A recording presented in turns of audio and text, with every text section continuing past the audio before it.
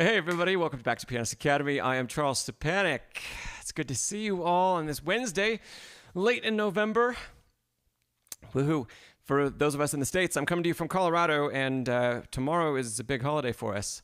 But I wanted to make sure that we still had a stream because I know there's a whole lot of you out there that probably are not celebrating Thanksgiving tomorrow. Or if you did, if you did celebrate Thanksgiving, you might have done it earlier in the month. So welcome to Dith. Good to see you, Dith, and Tan, and Antonio. Welcome. And if you're here and you haven't dropped a hi in the chat and let us know where you're from, please do that. We like to get to know one another. I saw way earlier, I don't know how much earlier, but there was a comment in the chat. Let me know if you can all see this too. Right when I logged in about 20 minutes ago, there was a comment from Trevor. So Trevor, let me know if you're still here about some music from Hans Zimmer. Welcome, Rhodsey. Awesome. Dis says, must be warm over there. We broke the flannel streak. It's not warm outside, but the heat's on inside. So I thought I'd take a little break from that. But it's still like 35 degrees Fahrenheit, so almost freezing. All right, great. So this stream is going to be a little bit shorter than usual because I'm going to get to the airport quickly after we finish up. So we're going to aim to do about an hour or so, and we'll see what questions come up in the meantime. A couple announcements to start with. First off, you all know, because I talk about this a lot, I have a course on Christmas music. It is for sale. It's only going to be for sale from started yesterday till the end of November. There's a link in the description. You can go check it out. It's 50% off right now, and it only will be until the end of the month. So there's my cyber deal for everybody. So that's that big announcement. And yeah, we have a video submission today from Rhodsey that we're going to check out in just a minute. And also, if you ever want to submit anything to any of these classes, there's a link in the description. There's a little description in the description about how to go about doing that. So I hope that helps. All right. Let's see. Antonio said, have you checked out the free piano libraries I asked about in the comments in the last chat? I'm not sure that I did, Antonio. I may have completely missed them. I checked out a couple free libraries that you mentioned, but I don't think it was from our last stream. It was a couple months ago. So do me a favor and send them over again. Okay, great. Rhodsey's got a question. We're going to start with that because we're going to listen to Rhodsey's music in just a second. So Rhodsey, let me answer that question first, and then we'll take a listen to your improv today. Rhodsey asks, would going to the gym and exercising a lot affect your piano playing? Quick answer is, if anything, it'll be in a good way as long as we're not doing too much weight training. So cardio is great. A little bit of weight training in healthy ways is great. I personally would feel, and this is just not based in science at all, but based on my experience, that heavier weight training has caused me to have like fingers that tend to feel like they lock up and they don't want to be free and flexible because they get stuck in that kind of gripped position, especially any kind of weight training that we use the hands for. So professional thumb wrestling. I know that's actually a joke, Dith, but in all seriousness, I probably would stay away from thumb wrestling too often. I could totally see that, like, working some tendons in a really bad way in the arm. Yeah, those thumb tendons, gosh. Yeah, think about how much your thumb is stretched doing that and how you can, like, feel it all the way up here. You know, have fun. Antonio, thanks for posting the link. Yeah, post it. If you could post it in the comments on the video, then I'll get a notification about that in my email. I usually get notifications about that. So thanks, Antonio. Okay, let's jump over to listen to Rhodsey. We're going to listen to, he sent over a 7-ish minute improv. I think we're going to listen to about the first half or so. And we will go from there. And we'll talk a little bit about that. And then we'll open it up for Q&A from anybody. All right, here we go.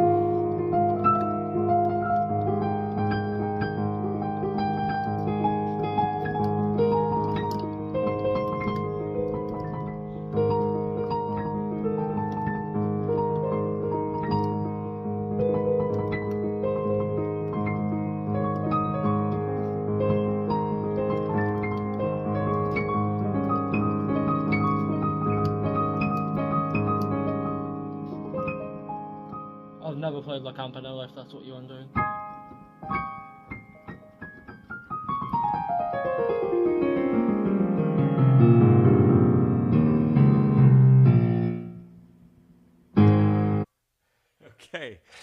Okay, cool. I love that comment about La Campanella. Let's give Rhodesy some applause in the chat. Thanks for sharing this, Rhodesy. It's always, everybody that shares, you all know that it's always a little stressful to put yourself out there. So let's give Rhodesy a little bit of applause. Nice job.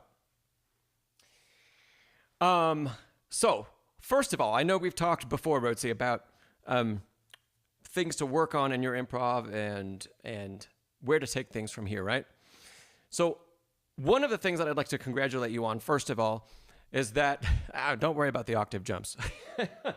The first thing I'd like to congratulate you on is that you sticked with, you had a smaller harmonic vocabulary, which was good. And that was one of the challenges that I presented you with a couple weeks ago or a month ago, that keep the harmonies to less chromatic and less exploratory, just more simple. So throughout a lot of this, I can't remember if did we even, other than some of the chromatic, a couple chromatic lines, it seemed like it was mostly A flat and that chord. Rhodesy, the second chord that you played throughout most of this, the alternate chord.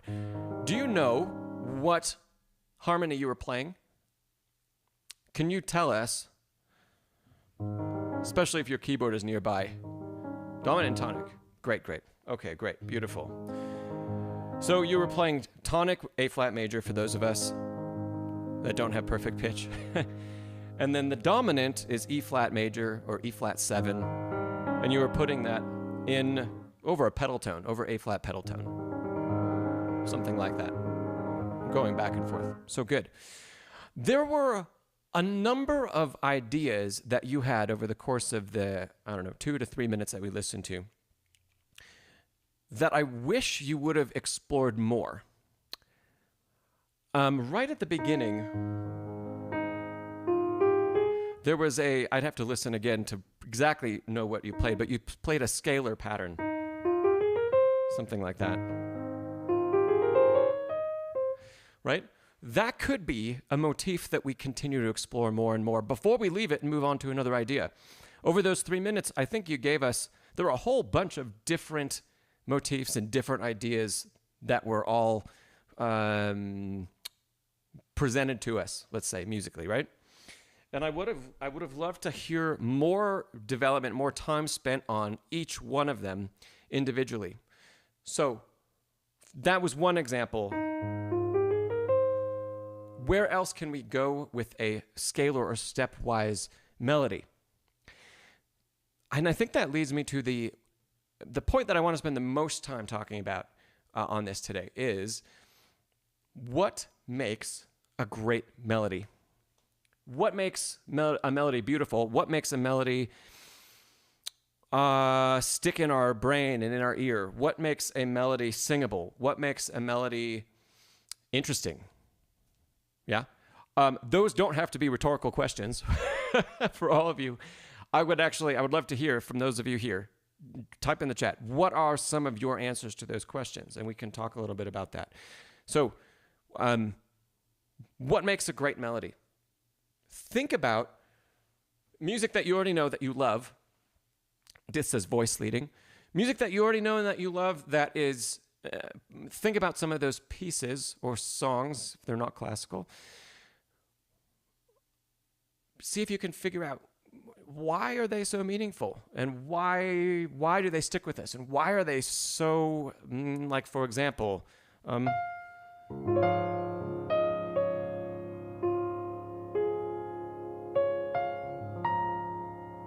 we know that melody is from Chopin Nocturnes. What makes that so poignant and so famous, and what has made it stand the test of time? Tan says range. Range can be, I think that's a good thing. Range is nice, and it's something that we don't have very much of in pop music today. Pop music is like on one note or over the span of 5 notes. Christopher, welcome. Christopher says it has to be deep, inspiration, meaning, vitality in it. Even the most basic set of notes can be incredible when created from that place, like Beethoven's 7th Symphony, second movement. Yeah, Rhodsey, you're saying you didn't have an idea of the main melody. That's why we're talking about it. Because we want our improv to feel almost as well constructed as a composition. We want it to have that flow and that direction. And the better that we can get at improving those types of melodies and those movements and understanding how they work, then gosh, it's going to be easy when it comes, because you like to compose music also away from improv. It's going to be easier to do it when we have that in our fingers a bit. Bethany says pattern repetition really helps. And we heard some of Bethany's music last time. These are all great comments. Let's see, I missed Dith's comment. Dith said a nice combination of meeting and subverting expectations. Yeah, I think that's great. Let's play a few melodies in A flat, since this is the key we're in. A few really famous melodies, and I will try to get them right as much as possible. Okay, name that tune.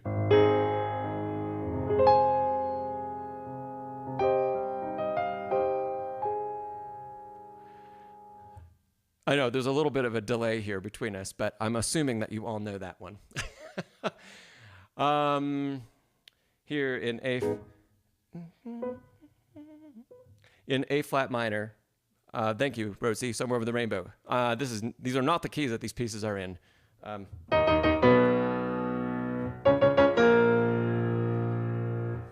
Okay, we know that. Let me think of another one. JK says dynamic and balance and articulation and feels. I like that. Thanks, Dale. Beethoven's 5th. Speaking of Beethoven,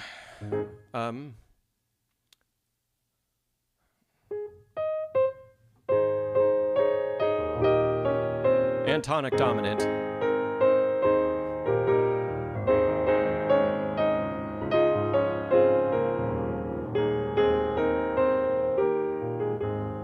Okay.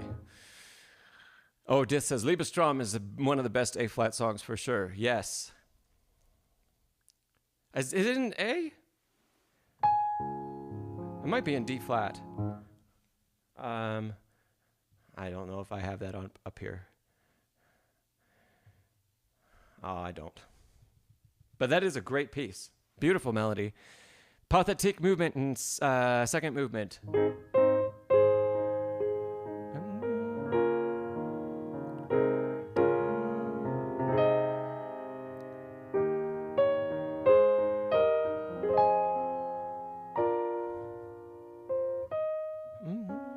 There it is.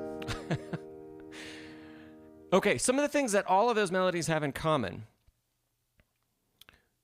Very interesting use of stepwise and skip motion, let's say. Hey, XZY, good to see you. If we go back to, let's go with the simplest one to start with, Beethoven 9. Okay, this is very simple. It's all steps between tonic and dominant. And Beethoven throws in the 4 chord in the second go round. All steps.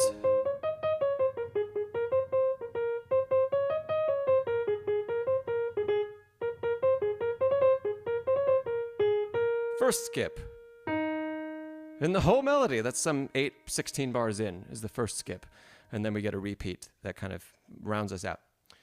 Right? Okay. Somewhere Over the Rainbow, the first one we talked about, is probably the most iconic use of the large skip in melodic writing. Normally, and especially when you learn counterpoint and how to write good melodies, the skip of an octave is always super frowned upon. It's you're usually told not to write skips or to be very careful about writing skips. But if we think about Renaissance counterpoint rules, which we're going to talk about a little bit here, anytime you write a melody that skips in one direction, say like this one, we always reverse direction and also reverse size, right? So if we skip up, we need to step down, which we do on the next note of Somewhere Over the Rainbow. And then after we step down, we get another reversal. Rhodsey says, takes me ages to write a good melody. Okay, we're going to try to speed that process up for you, Rhodsey. Okay, so all of those things that we've listed, that you all listed here, those are all really important parts of a good melody. And I love the one JK said, feels.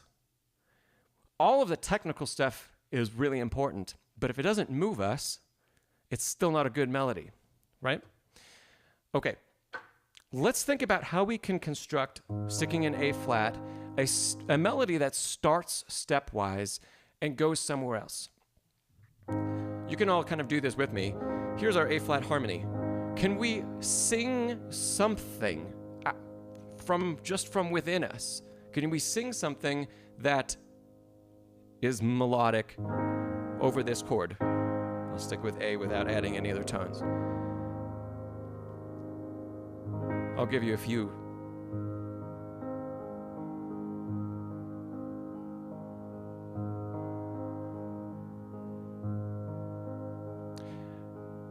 So that would be interesting to hear what all of you came up with during that. We can't share all those, but this is a great exercise. Before we improv anything, before we write anything, when we have a harmony, and can we sing something from within us? Tan said, Silent Night. It's not quite stepwise, but yeah. Okay. What if we create something completely original? I know our brains are full of ideas of other tunes, right? But if we're here, and let's start on the 5th scale degree, just like Rhodsey did. E flat. So there's our first melodic pitch. Okay.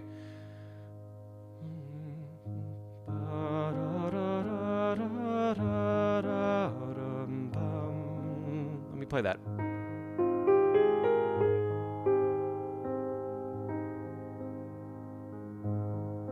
That's okay. Here it is again. It's a little reminiscent of Liszt. What if we take now that same melody, it was stepwise up, and then reversed, so up 5 scale degrees, then reversed, and then we skipped from the 3rd to the 6th. Okay. Let's try it starting on a different scale degree and see what happens if we just shift everything.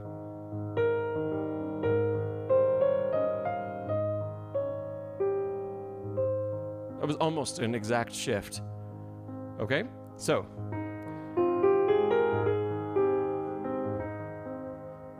I changed harmony to our dominant.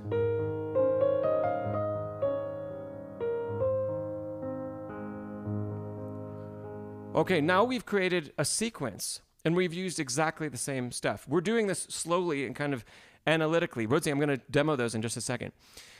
We've done these, and more analytically, and we don't get the luxury of that amount of time when we improv. But if we take a little time first and think about this more like composition, and we can get some of these ideas to be more comfortable in our mind, more innate, let's say, or natural feeling, then when we do want to improv something, it's just going to start to come out of us. It's just going to be a part of who we are musically. But we have to put it in there first. Otherwise, it's going to be a long struggle. Okay, Rhodsey, let me check out the notes that you just mentioned. Okay. And then A flat. Nice. Okay. Let's maneuver that a little bit. You might have had rhythms that went along with those that we can't, talk about without notation, but I'm going to move it up an octave.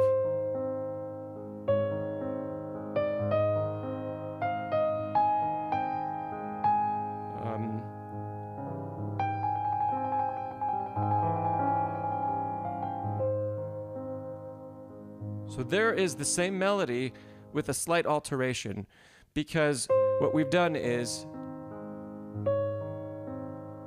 hang on certain dissonant notes, move through the most dissonant ones, resolve, Now, this trill, I'm doing a trill between A flat and G, and I was looking for a chord that goes along with that, which could end up being, we'll call this 7 diminished 7. 7 diminished 7 in A.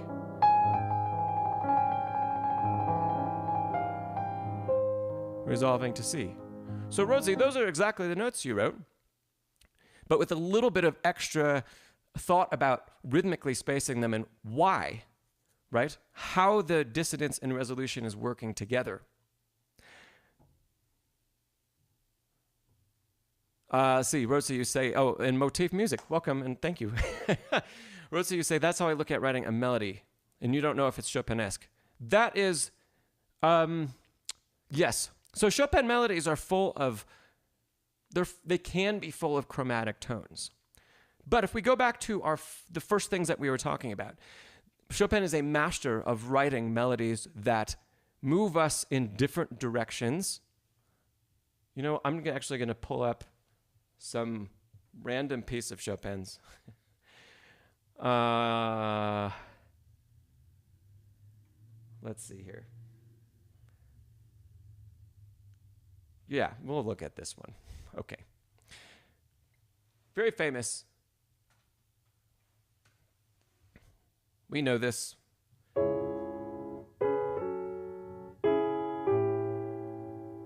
Right? We jump down to the second line.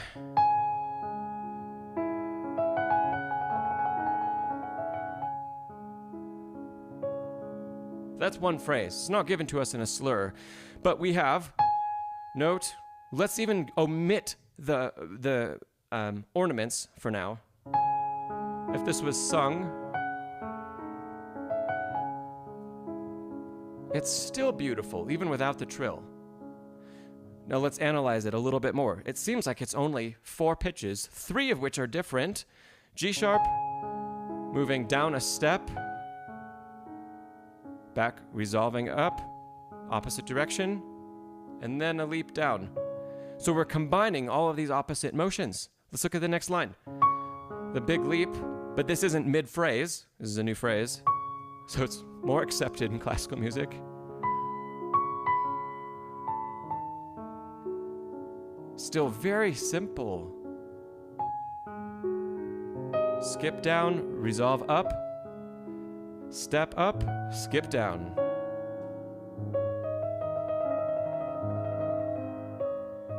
Okay, so we can see all of those rules that we talked about that are getting obeyed. Yes, movement in one direction dictates we must move in another direction soon. Step in one direction means we skip in the other direction. Skip in one direction means we step in the other direction. Those are all components of good melodic writing. Now, creating beauty out of that comes with partly understanding just what is going to move us and the time we need to spend on each of those pitches. That comes with a lot of experience. Yep. Okay, so that was a couple very, very simple lines in Chopin. And actually, if we dissect those even further, there were no chromatic tones in the melody. There were no chromatic tones. They were all diatonic. We had a slight change in harmony that was non-diatonic, but all of the melody tones were diatonic. It's not until we get ornamentation like this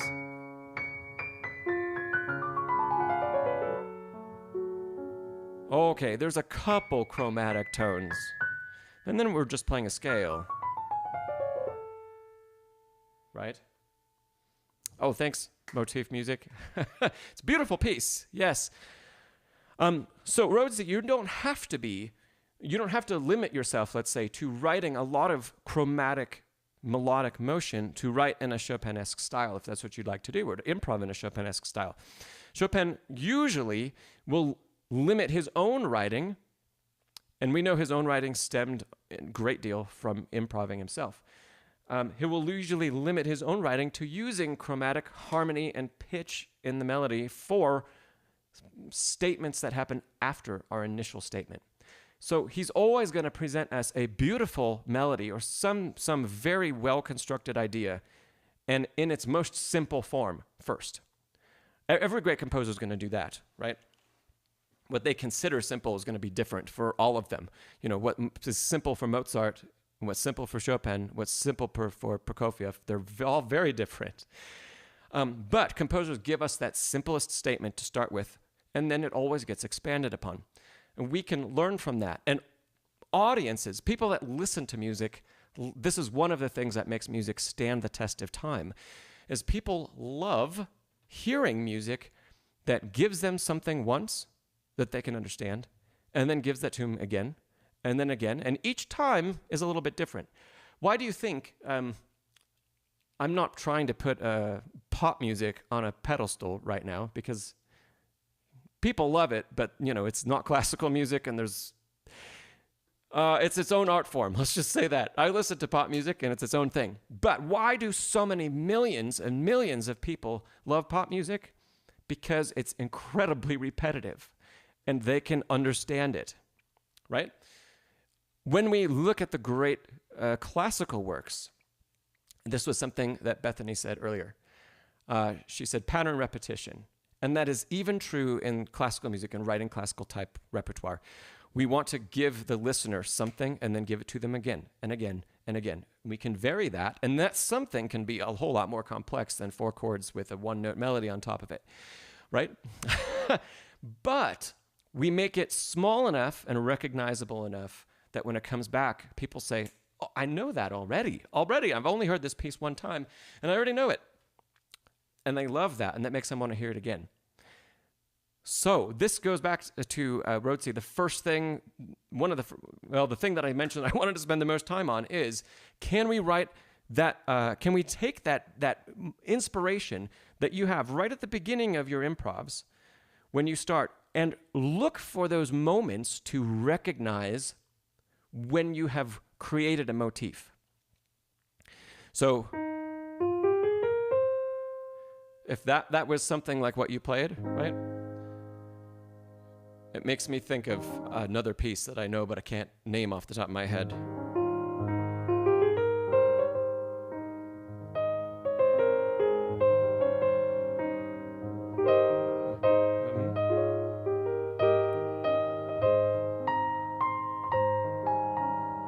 Can someone help name that? I'm pretty sure it's Chopin. Rhodsey, you say you know how to make chromatic suspensions and trill scale melody. Those are important for variations on our original idea. So a lot of what you show us, Rhodsey, in your improv is an ability to vary things with more technically complex aspects and create chromaticism. What we need to focus on is actually what should come before that, which is a little bit more solid foundation for the rest of our improv to be built around and on top of. So, when we write this, continue playing something that's in that style. You might also, in order to help you do this, you might not make the left hand so active, at least while you're getting kind of wrapping your mind around focusing on melody and making the melody sing and be memorable, yeah? So instead of writing this, which is almost like an impromptu style, very fast and energetic left hand, let's just slow it down. We can still use the same chords. And just write a beautiful melody.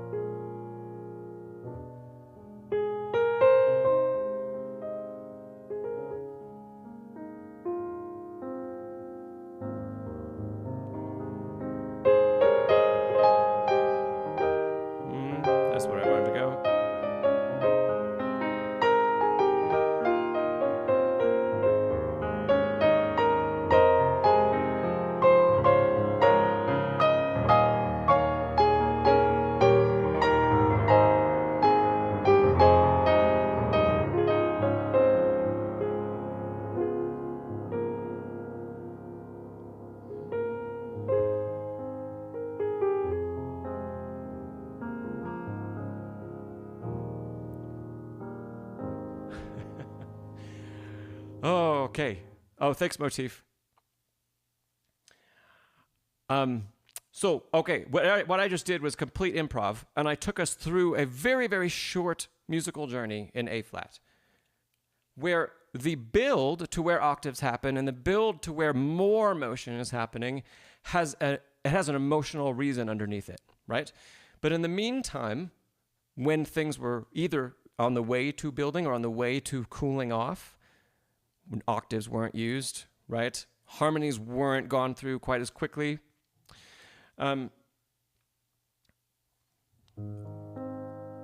So, Rhodsey, see what I see what you say about doing this with the left hand, making it more active to focus on the right hand.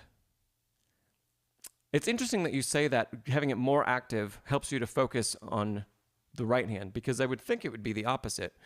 If we don't have to do so much with the left hand, then it's going to really, I mean, to the point of play a chord.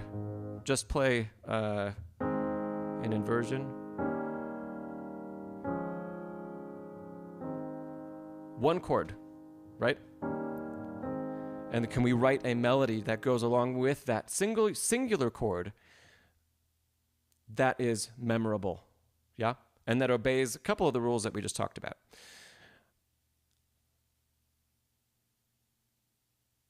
So, Rosie, you say because you can remember the ostinato positions. Yes. Okay, I get that. I would still suggest that we strip that away. Also because if you've been improving a lot and for a long time using similar ostinato patterns, you have purposefully or accidentally trained your ear to also hear the right hand doing certain things already. And if you've listened to that and you listen to yourself, and you probably do, then your right hand is a lot of times going to mimic the same things that it's done in the past, and it's can continue to do those, because that is what is easiest. That's what's going to come most easily. And if we want to break that and have the right hand do something else, I don't know what that comment was for, Rhodsey, about uh-oh. But if we want to break that habit and break what's in our ear so that we can restructure something else, I would also say strip away the left hand and do something completely different with it. Completely different. And actually, take some time away from an improv and craft an 8-bar melody. Spend time with some notation, write a really beautiful melody, only 8 bars long, not a whole piece of music, and then use that melody and improv around it some other time. And maybe over the course of a week, you will have a bunch of different ideas of how you can improv around those 8 bars and where they go, and that might be different depending on what you're feeling. Oh, Rhodsey, you said you've been doing that technique for 10 months. Yeah. There's nothing wrong with that. It's nice and it feels good. And a lot of times we sit down at the piano because we want to feel good. And it's just coming from experience composing, if we get kind of stuck reusing one technique, it tends to make everything around it very similar to what we've already done. And when we want to learn and grow, we have to figure out what that thing is that we're repeating too often and put a stop to it. And a lot of times when we can put a stop to that, it opens up the doors because our ear becomes disengaged. Well, not disengaged. It doesn't predict for us what it wants to hear. Let's put it that way. It doesn't dictate what's going to go on. Our mind and sometimes our fingers are going to do that instead. I hope that makes sense. And let's see, Bethany said it's the middle of Chopin's C-sharp minor nocturne. Was that the one I was just playing? No.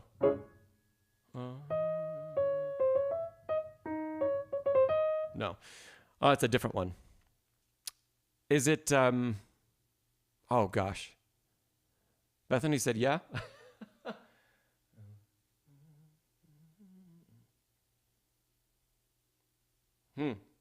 I don't think it's the one I've got pulled up that's in C sharp, but that's okay. Thanks for finding that. Bethany says the one with the long trills. Can you give us the opus number, Bethany? The opus and the number? Rhodsey, oh, you said the improv was based off Chopin's first piano sonata. Okay. Let's do more with Rhodsey. Same thing. Let's do more with picking one of Chopin's melodic ideas and riffing on it for longer before we go off onto too many tangents, let's say, musical tangents. Stick with one motif and let's learn how to explore it more. And then we can always write a B section. We can always go into something else that's more chromatic or more octave driven, or that changes key to the relative, all of those things. Yeah. Bethany says it's number 20, posthumous, which is the one that I have up here.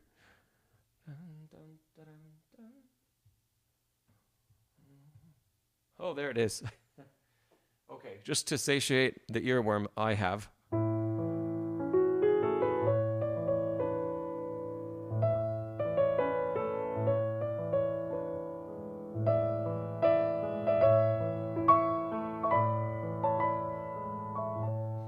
Okay, that feels better to have figured that out.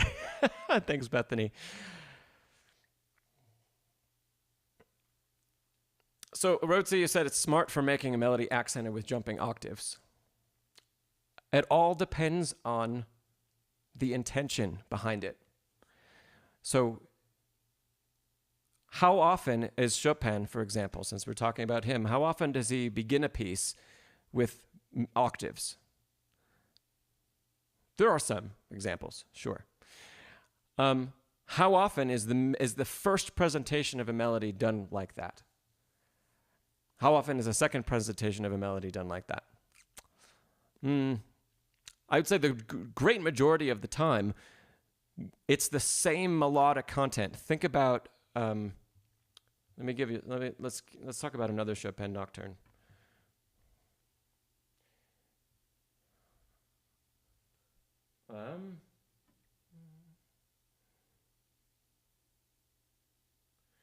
Opus 48, number 1.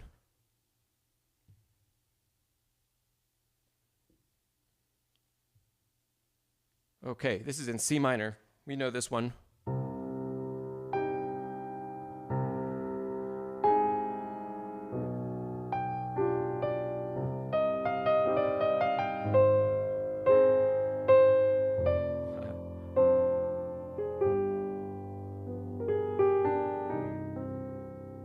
Okay, beautiful, beautiful piece. One of the later nocturnes. We have a presentation of that melody that happens over and over and over again. And then we have this dramatic B section that builds into lots of octave movement that is to increase emotion and increase intention. All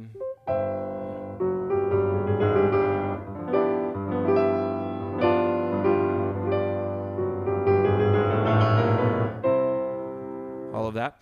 And that leads us back into the main melody, right?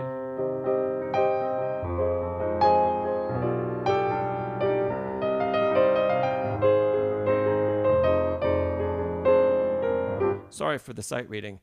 But we know the piece and we get the idea, right? This is the final statement of the melody that Chopin goes all out and gets grand and big and pulls all the stops, right? But he never obscures the actual melody. Sure, that's technically very challenging to play, but we still get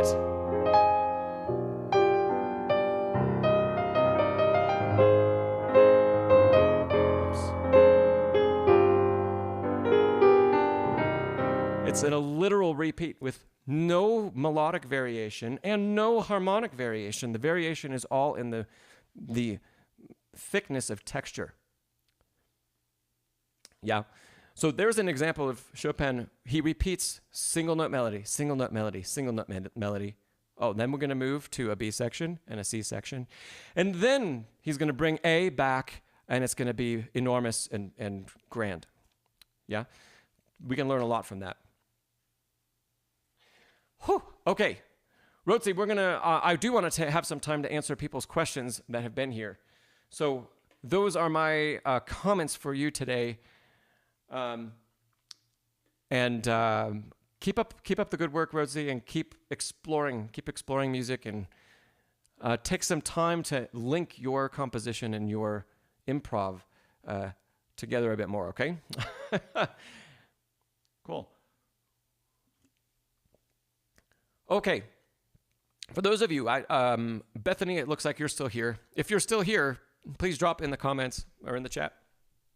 We have a lot of people that may have stuck around that I haven't heard from since earlier. Dith has a question about using some ideas for resources and ways to practice sight reading. Dith, have you looked at the sight reading exercises by Schaefer? And Bethany's still here. Great, Bethany. So Dith, the Schaefer sight reading book is one that I've talked about on the stream a couple times. It starts, there are 3 or 4 books. They start off very, very, very simple.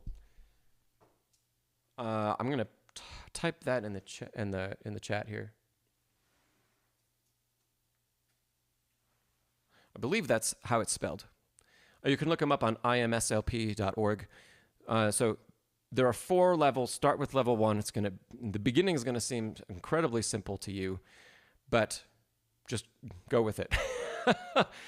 And the exercises are going to get more and more complex. And the titles of them, they're all like 8 bars to 16 bars long. So they're short.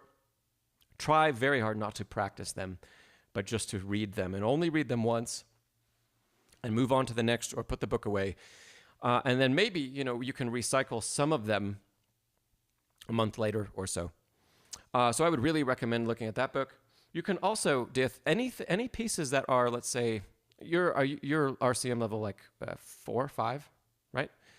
Because we talked about Clementi before. And if that's the case, go pull up the RCM syllabus, for example. You can find it for free online for level 1. And maybe level 2, but level 1 for sure. And look at all of the repertoire that's listed for levels 3. Okay, you're testing out of level 4. Okay, yeah, go back to level 1, look at all the repertoire, so about 3 levels below your current level, and just download pieces of music from that level. Our goal is going to be able to sight read. If our sight reading is keeping up at about 3 levels below our highest achievement, we're doing a really good job. Yeah. So, professional pianists I know regularly say that they can sight read approximately RCM like 8, 9. It's very rare that even somebody that's, let's say, has a master's or a doctorate or a concert pianist for a living or whatever else, professional musician, it's very rare to be able to sight read higher than that, even if you've played, everything in the repertoire. And that's because sight reading always lags behind your level of proficiency by a handful of levels, okay? So that's a great place, and that'll continue to change, and you can use all of the syllabi from all of the different testing services, and you can look up things that are a few levels behind, and you'll have hundreds of pieces to choose from.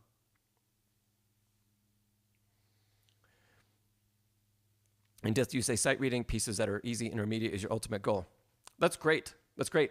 And I would say we'll probably be able to achieve that when you're playing RCM level 7, 8, and you're working on the repertoire that's in those levels for, however long it takes you to take those tests. When you get to that point, you'll probably be able to sight read very well stuff that's level 4 and level 5, stuff that's your current level. Awesome. Christopher, hello, Christopher. Let's see, I'm just making sure I didn't miss any questions. Bethany said hi, but I didn't know if you had a question, Bethany. Oh, thank you, Christopher. I love, Christopher just said thank you for the sessions, and I love doing these.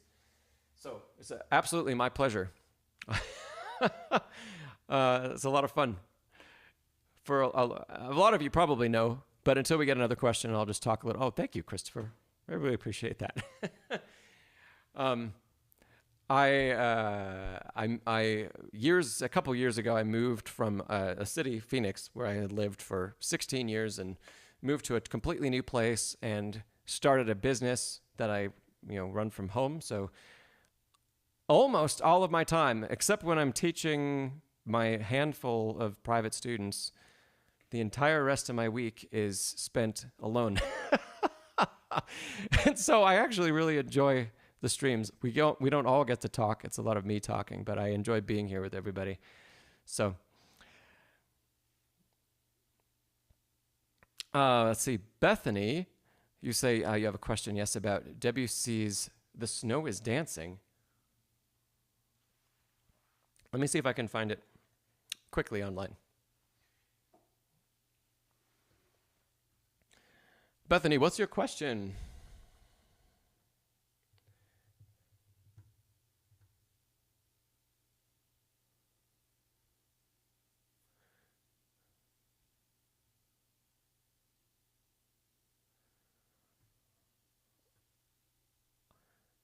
I'm looking for a place that I can pull up the entire score and not just the first page.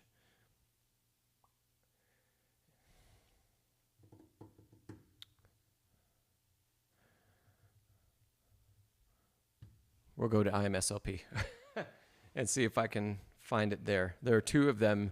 You say, Bethany, you've got two questions about that. Okay.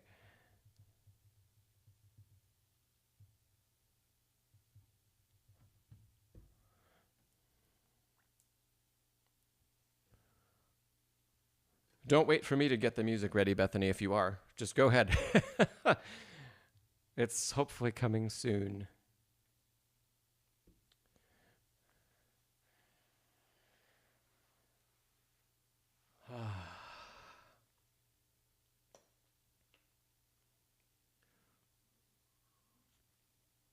Okay, great. So first one's a notational question. I'm pulling up the original publication, the Durand edition.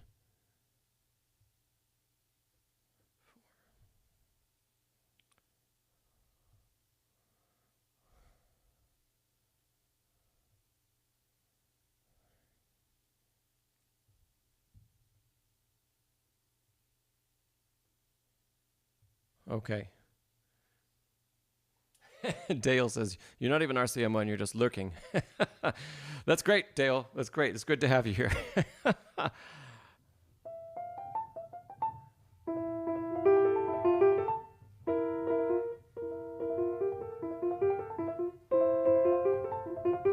Okay, so let's see. Oh, this edition doesn't have measure numbers.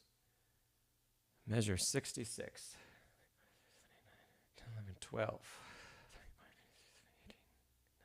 21, 22, 45, 46, 47, 48, 49, 50, 52, 53, 54, 55, 56, 59, 60, 1, 2, 3, 4, 5, 6, 66. Okay, beats 3 and 4.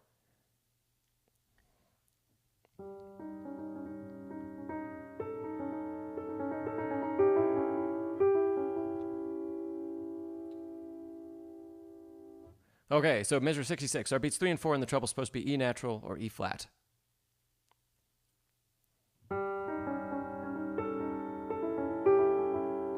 So this score, the original publication, has E flat on beat 3 and E natural on beat 4. I would be inclined to trust that because Durand is usually considered the addition to get for Debussy. So beat 3, E flat, beat 4, E natural. Yeah.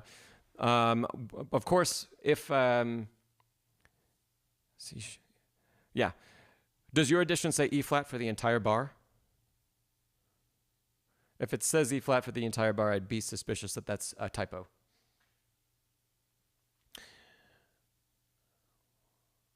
Yeah. E flat to E natural makes harmonic sense.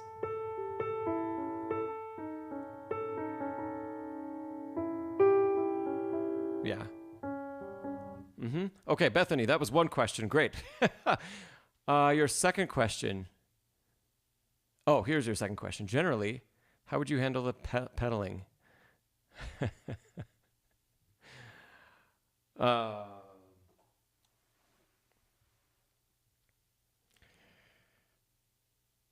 Goodness. That's a good question.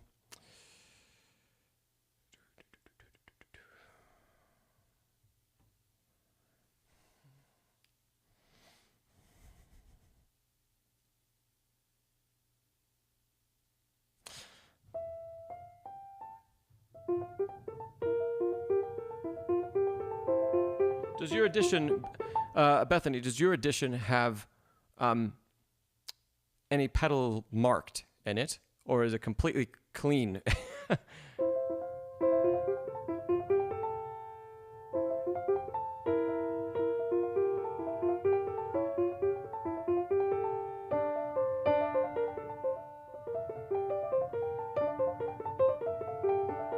I would want to listen to some of this myself because I'm not incredibly familiar with the piece.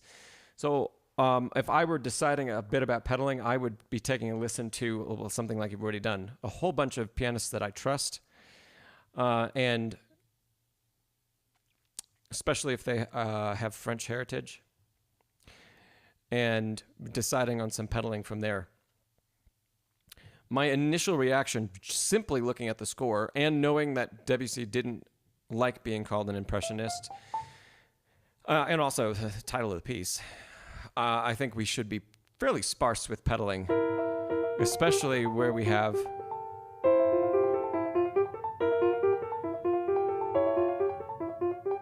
so I'd be trying to use pedal to connect the whole notes. I'm right on the first page, the whole notes for sure that are happening throughout, so that we don't have little gaps there. But as much as possible, try to retain, yeah.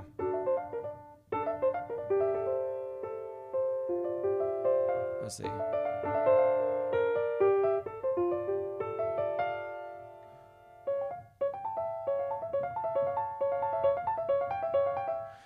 So I'm kind of using, just as I read through it and get a sense, I'm using half pedaling, a lot of half pedaling, just so that it's not so dry. But I'm really trying to not blur things too much. So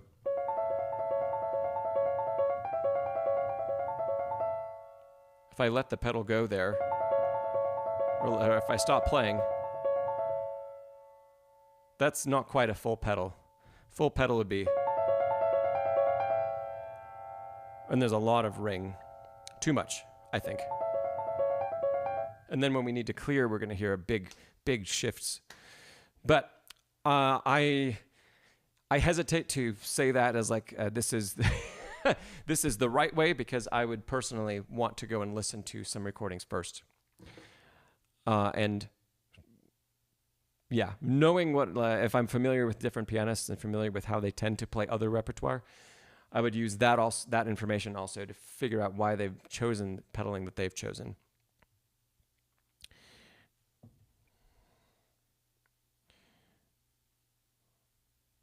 XZY, I saw your comment there about Rachmaninoff's C-sharp prelude.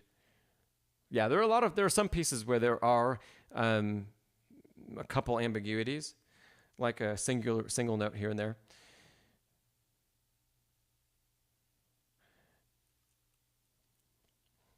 Bethany, I'm going to look for a recording to listen to real quick because I don't see another question. So unless there's a question that comes up, I will spend a little more time on this.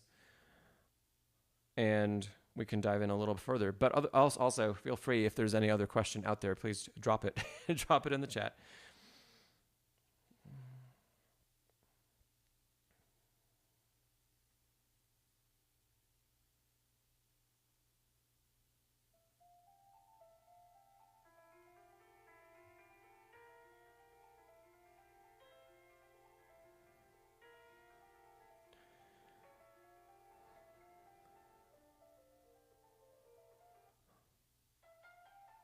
Of course.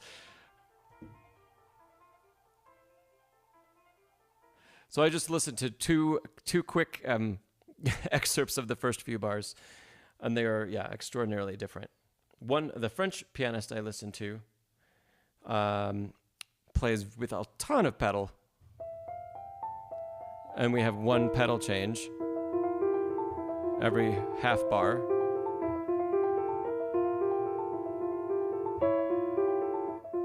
Which I don't love. And then I listen to Vikingur Olafsson, who I usually really enjoy his playing. And it's, well, one, it's incredibly fast and incredibly clean.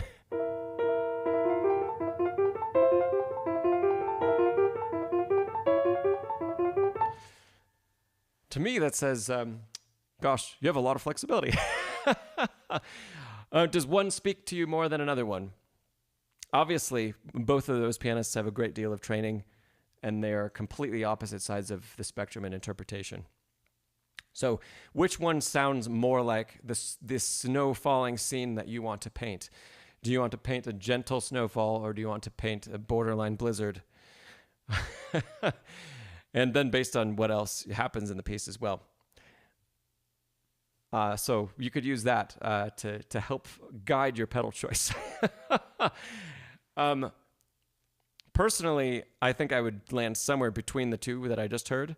I don't like how blurry that is.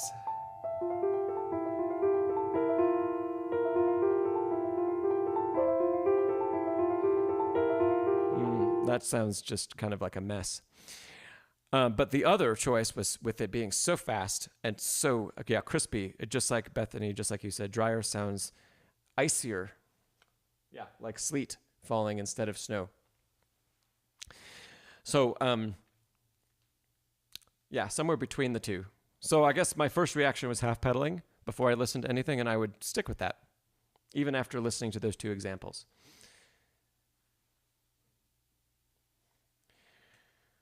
Let's see, XCY, you had a question. How long is typical for learning a new piece? You feel like you spent a really long time learning and trying to memorize everything. XCY, let's see. What level are you playing? What level of music are you playing? Do you know? Or give us an example of a piece that you're working on. Because it varies tremendously, depending on how advanced you are. And the usual case is that the more advanced actually that we get, the longer it takes to learn repertoire, which is kind of ironic. I think most people would find that ironic. You would think it would be the other way around, right?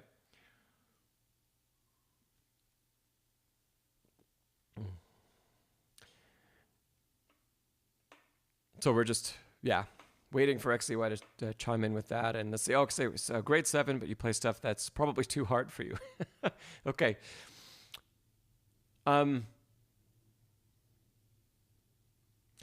At that level, if you're truly playing, okay. If you're right where you're supposed to be, let's say, and you're playing grade 7 rep, and I'll use the RCM scale because that's the one I'm most familiar with.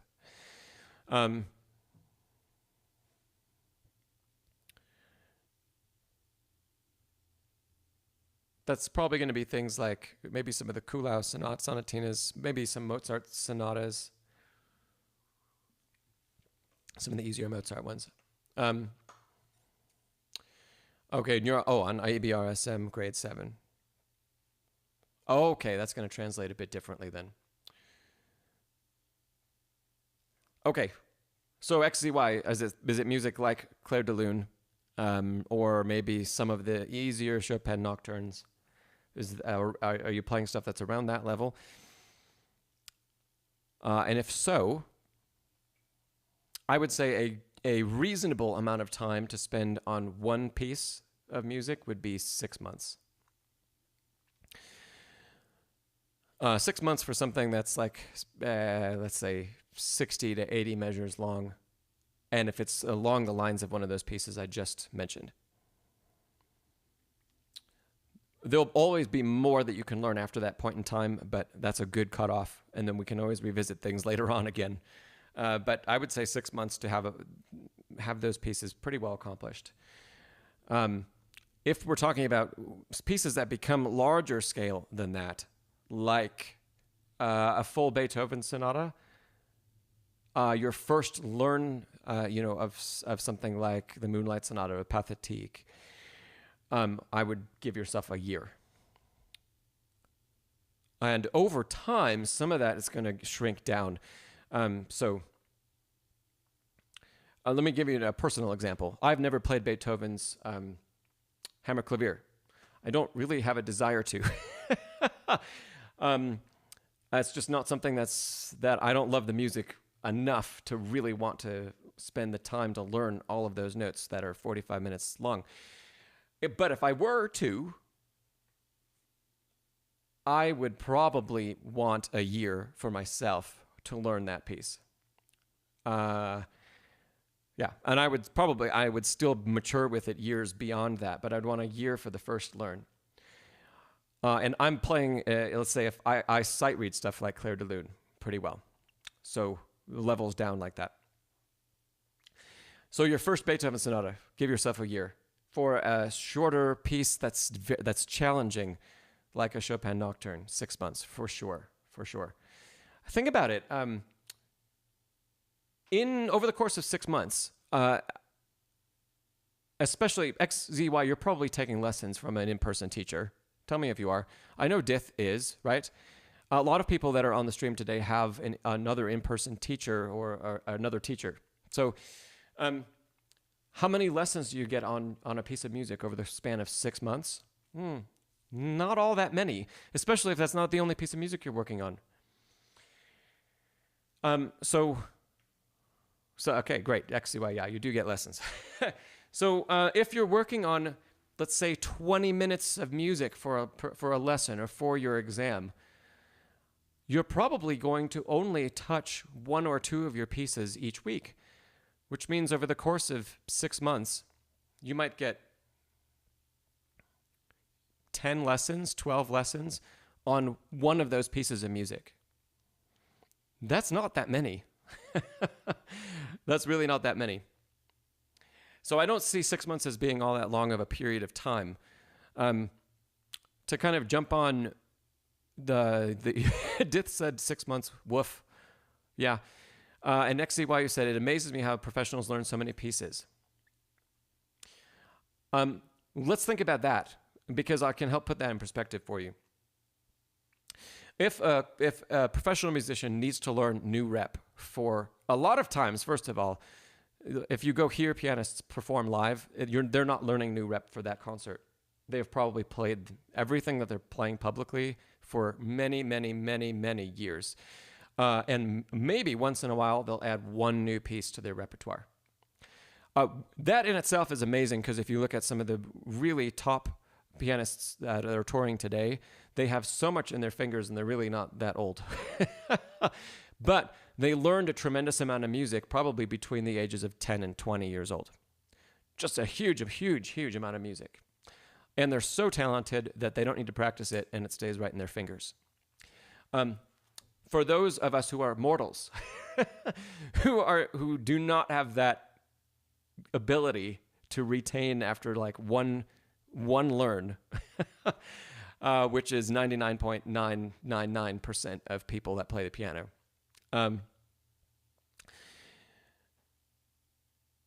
Let's say I'm asked to give a performance and I need to learn 70 minutes of repertoire. If it's, most of the time, it's not going to be at the extreme, highly challenging end of repertoire. And that's one difference between when you're studying to take exams and when you work professionally as a musician. Everything that you play for exams is challenging you and is the pinnacle of your achievement. That's very difficult. For professional performing artists, your entire concert program is not going to be that level of difficulty, hardly ever. Yeah. So you might play, for example, there'll be a Bach prelude and fugue, and then you might play a Mozart sonata on the first half, and maybe there'll be a couple other preludes or something on the first half, and the second half will be the Liszt sonata. And out of all of that music, the Liszt sonata is going to be the one that is tremendously challenging, and everything else is going to feel, even we're talking, this is a different kind of realm, but it's going to feel a lot easier to play. And the Liszt sonata is going to be the one piece, happens to be 30 minutes long, that is the challenge for the performance. And if we're, as professionals, if we're programming well, we're not going to overwhelm ourselves with 80 minutes of music that is incredibly challenging and super difficult.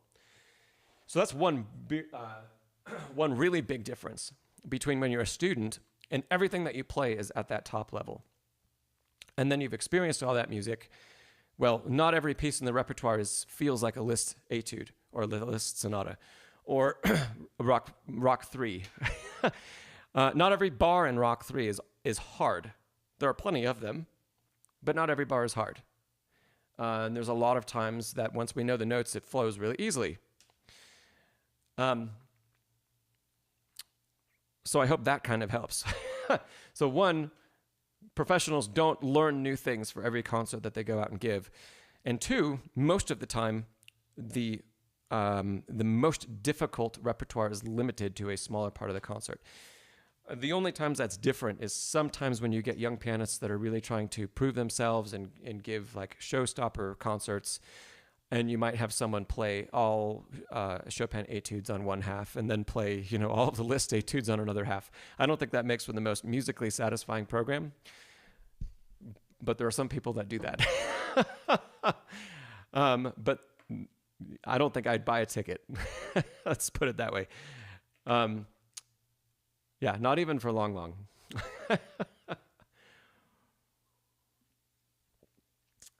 So I hope that puts some of that in perspective for you, XCY. Almost all the time when I'm performing these days, if I'm not performing my own music and I'm performing other composers' music or in a collaborative recital or solo, and I need to learn new repertoire, it's very, very often far below the handful of pieces that I've played that are extraordinarily challenging. So I'm not going to get booked to play a concert where I have to play all of the Liszt etudes. Maybe a couple. Or if I'm playing in a collaborative recital, there might be one movement of one piece that is challenging to the level of a Liszt etude, let's say. And the rest of the program, the other 70 minutes, are going to be nowhere near that. And when those are dropped down, then, gosh, learning the music in just a few months is a whole lot easier, and it's doable. Whew. Okay. Cool. Do we have any other questions today? We're going to wrap up pretty soon here. But if there's anything else, I'll take another question or two.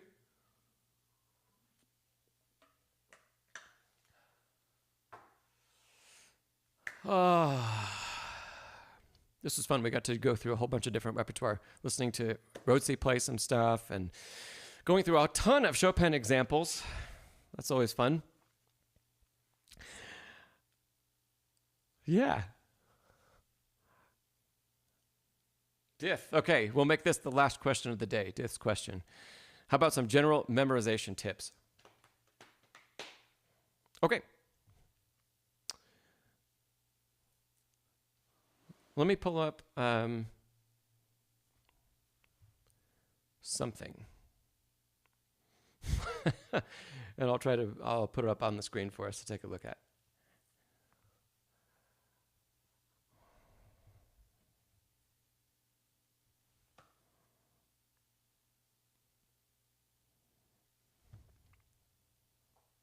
Yeah, we'll take a look at this.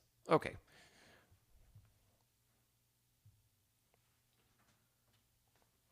All right. Many of you probably know this.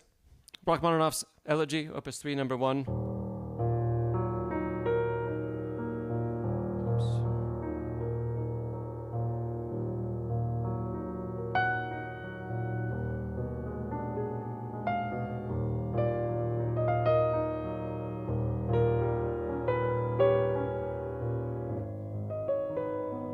So, okay, that's how the piece goes. Let's jump forward. We're going to look at one of the more challenging segments of the piece. And let's talk about memorizing. By the way, I haven't played this in ages, so it's like I'm sight reading, so this will be a true memory test for all of us here. So we're going to start about here and see if we can get to here. Okay.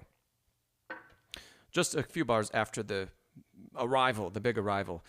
And I'm actually not going to start where I drew those blue brackets, the first ones. We're going to start at the second half of the bar. So.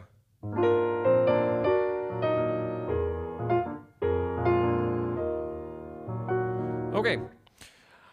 If I'm going to memorize this as quickly as possible, I'm going to start with taking one hand at a time and understanding and training my ear to know what the movement of the melody is. Okay, and anything else that I might be able to pick out as I play it. So we start in B flat, so I'm going to remember we're starting in B flat, not worrying about the left hand yet. Okay, that's a suspension, so. And as soon as possible, as I'm going through this, oh, Bethany, good to see you. Thanks for being here, Bethany. As soon as possible going through this, I'm going to start looking away from the score. So I might play once.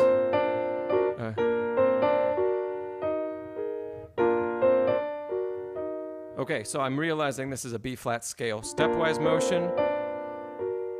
And then we've got this resolution.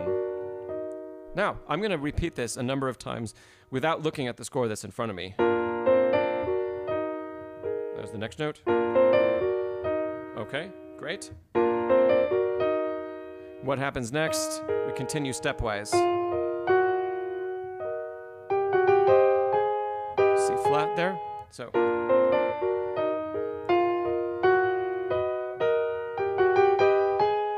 That might be a little bit too much to grasp all at once. But I'm testing myself as soon as possible. Step. Now I know the inner notes. Half step. Inner notes repeat. C flat. Okay, so each of these, as I'm continuing to go through this, I'm making mental notes about all of the slight little changes, but also realizing the main melody.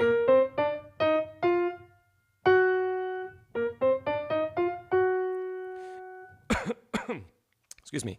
That main melody is following basically a scale pattern. So now I'm playing all of those notes without looking at the score. There we go. Throughout this whole process, there's going to be a lot of repetition. Yeah.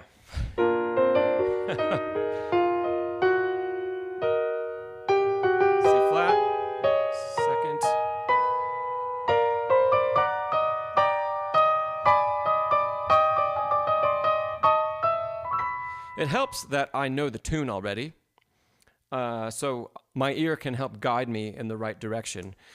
And that can also help for all of us as you're working on memorizing something. Listening to a recording of it is a great help. And can you sing back what the notes are? That's a great help as well. So let me see if I can play all of this without looking. And if I can't, I'm going to find out where little gaps are in this quick memorization process. Second, fourth again, C flat, second.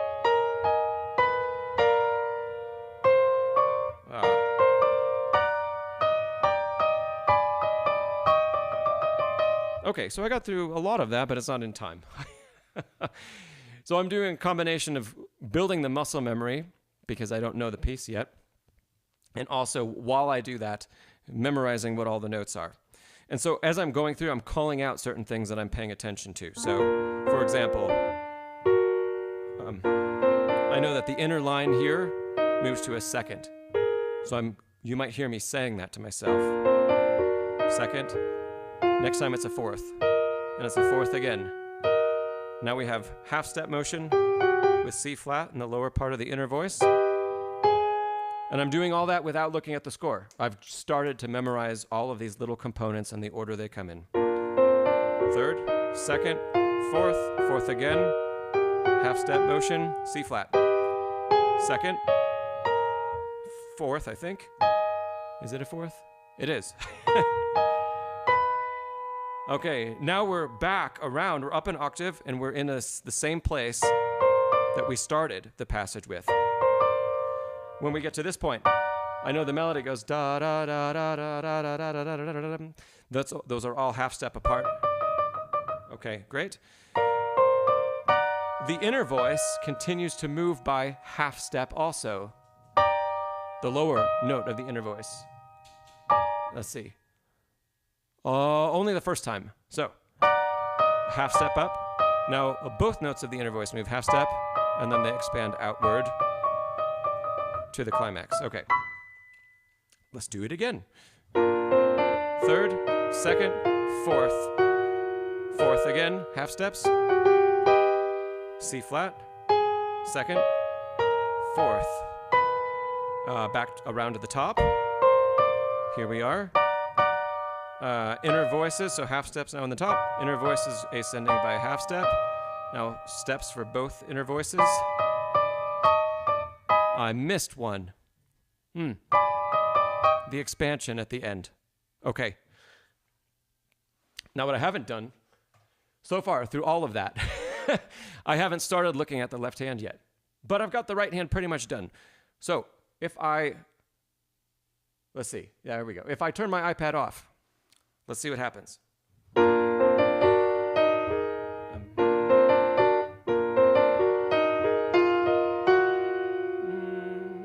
Fourth again.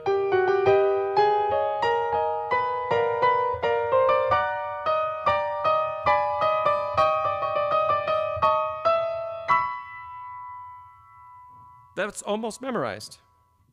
So, talking through that one more time. Steps, inner voice, third, second, fourth, fourth again. C flat, second, fourth, thirds. Inner voice half step, full steps, expansion. Now I never gave myself a clue about what happens at the arrival. And because I never said that out loud and I never thought about it, I don't have one. It happens to be, okay, so it's an A major that resolves kind of by suspension.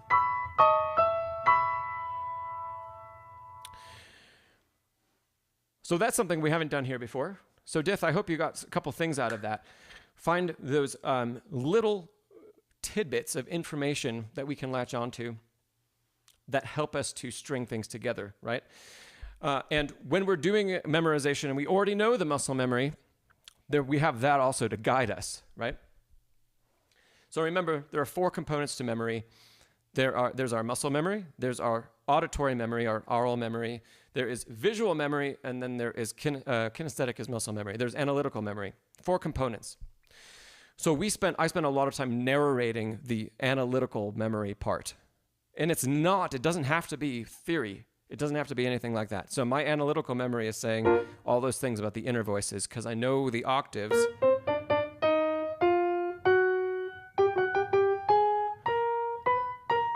Even without the inner voices and the muscle memory it creates holding those chords, I can still play the octave line. Dith, you said the piece that you're working on is in C, so latching onto sharps and flats. Those are great landmarks. Yes, latch onto sharps and flats. Latch onto arpeggiation where it happens. Latch onto scales where they happen and what key that they're in, where they resolve to. When you have similar musical ideas, but they resolve to different places, try repeating those. Can you repeat, if you have a scale at the beginning of the piece and a scale at the end of the piece, just for example, but they resolve, let's say, to different keys. Can you, outside of the context of playing through the piece, can you say, I'm going to play number 1 the first time through, and I'm going to go where it leads me, and then stop, and then jump over, but we've got 5 seconds, 10 seconds of silence, no muscle memory, no putting it in context. Tell yourself, I'm going to play number 2.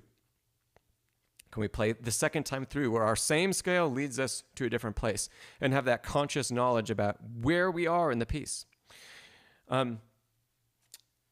Yeah. Let me recap the 4 memory components just one more time for you, Dith, because I didn't talk much about 2 of them. And then we'll call it a day for today. Okay, so muscle memory is what usually we all have. That's usually the strongest part of memory. It's usually the first thing that we build. It's what happens when we learn a piece of music and we're reading the notation, we're building muscle memory.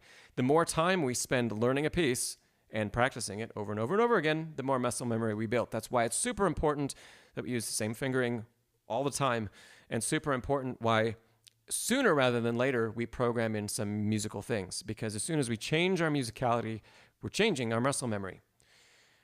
So that's all really important. Okay, step two. Step two for most people, I think, is our auditory memory. So you've played a piece now a lot because you've learned muscle memory. You have an auditory memorization of where things go. Sometimes I'm actually surprised that when I ask students can you sing back to me the melody you just played? Or the last 4 bars that you just played, and they can't. If you can't sing different parts of the piece, or you can't start at the beginning and go through 4 bars, or 8 bars, or start at the beginning of another section and go however long, if you're not able to sing it, doesn't matter what your voice sounds like. If you're not able to audiate it or sing it, we don't know it well enough. And that's our auditory memory. So we need to have that built as well. So you should be able to, any piece that you have memorized, you should be able to sing through, however you can, wherever the melody is, you should be able to sing through and or audiate the entire piece without being at the piano and without listening to a recording simultaneously for that cue, that helpful cue. We can listen to recordings and we can play and listen to ourselves play to help build that, but when it comes time to test to see if we really have something memorized, can you sing the whole thing? Third, visual memory. Visual memory, I think, has 2 components, and one is looking at the page itself or the music, and the second component is actually looking at what our hands are doing, and they are both visual cues. This is why one of the stories that I have about not great time I played in a competition, the competition was on a Bosendorfer Imperial, and it had an extra octave of keys at the bottom, and I was playing Chopin's Opus 10 number 1. Halfway through the piece, I looked down.